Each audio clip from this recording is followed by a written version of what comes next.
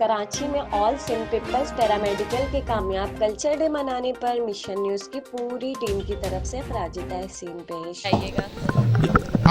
बिस्मिल्लाहिर्रहमानिर्रहीम। ये आज का program all Sindh people's paramedical cry division की तरफ से जो ऑर्गेनाइज किया गया है।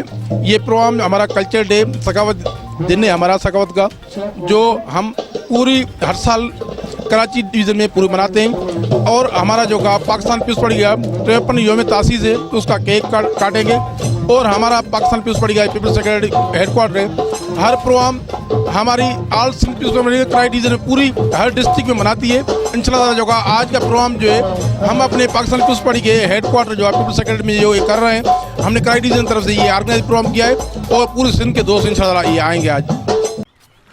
इस प्रोग्राम के लिए ताउन किया है टपाल दानेदार चाय बनाने वालों ने।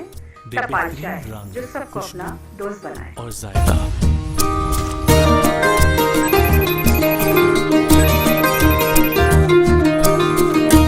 मुझे मिस कर रही थी ना?